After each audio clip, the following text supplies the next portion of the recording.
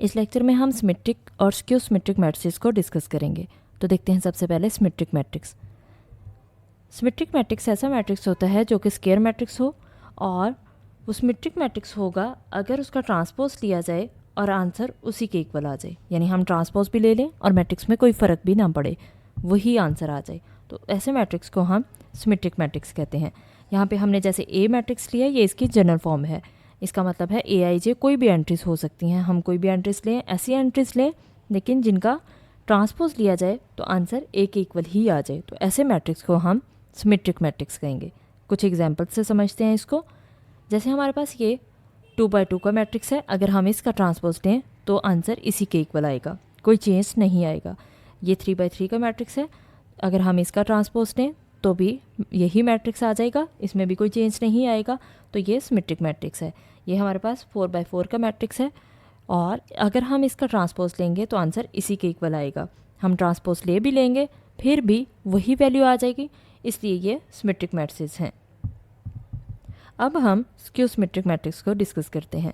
Skew symmetric matrix ऐसा square matrix होता है जिसमें उसका ट्रांसपोज लिया जाए और आंसर माइनस के इक्वल आ जाए, माइनस और उसी मैट्रिक्स के इक्वल आ जाए लेकिन साथ माइनस लगा हो।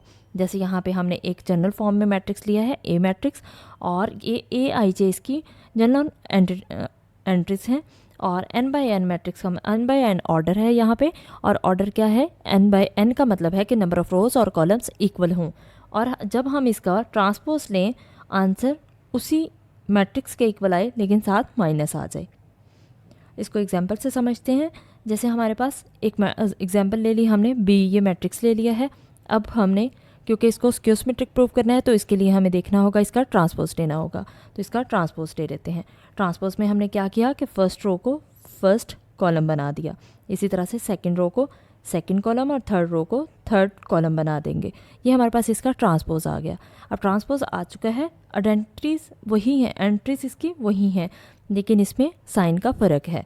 हम इसको साइन अगर बाहर कॉमन ले लेते हैं, माइनस हमने बाहर कॉमन ले लिया, जब हम बाहर -1 लगाएंगे तो अंदर की सारी एंट्रीज के साइन चेंज हो जाएंगे। जो पॉजिटिव है वो नेगेटिव होगा, जो नेगेटिव है वो पॉजिटिव होगा। जैसे यहाँ पे 4 चेक करें, यहाँ पॉजिटिव था तो ये क्या हो गया, नेगेटिव।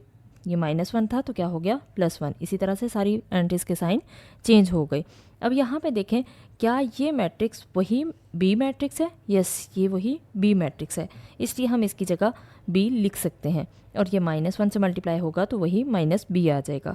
तो हमने देखा कि हमने तो b का ट्रांसपोज लिया और आंसर किसके इक्वल आ गया, -b के। तो इसका मतलब ये क्या है, ये स्क्यू सिमेट्रिक मैट्रिक्स है।